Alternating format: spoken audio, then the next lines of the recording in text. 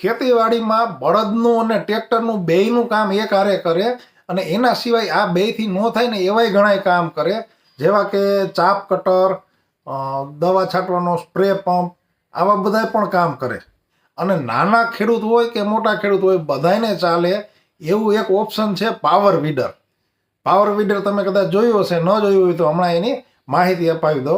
અલ્પેશભાઈ, હું પાછો એક બીજા સ્ટોલે આવ્યો હતો. એ આપણા રાજકોટના છે, રીબડા એનું કારખાનું છે અને સરસ મજાની બધી ઇન હાઉસ મેન્યુફેક્ચરિંગ કરે છે.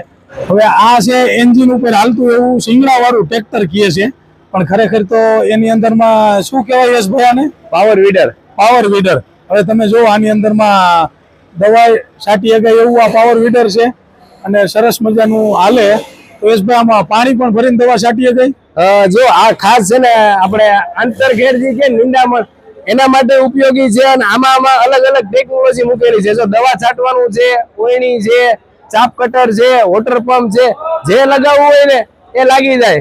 અને પ્લસ કે આ ખેડૂતોને છે ને કામ કરવામાં આવી છે, કારણ કે 3 કલાક 1 લીટર જેવું લે. આપણે દેશી ભાષામાં કહીએ તો 15 થી 17 રૂપિયા વીઘા ખેતી કામ કરીને દે. અને સિંગલ આમાં કોઈ 2 જણા 3 જણાની જરૂર ન પડે. સિંગલ એક ભાગ્ય હોય ને તો આખો દિવસ કામ કરીને દે. પ્લસ આપણે આમાં ગુજરાત ગવર્મેન્ટ, ઇન્ડિયન ગવર્મેન્ટ માં સબસિડી આપણી પાસે અપ્રુવલ. જો આ બતાવી યશભાઈ આખી વાત કરી કે સિંગડા વાળું ટ્રેક્ટર ને એ ઘણી બધી પ્રોડક્ટ બનાવે છે.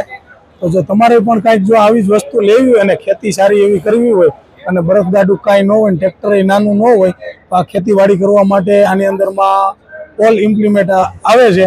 તો તમે પણ આનું હું એડ્રેસ પણ આપું છું, તમે જુઓ.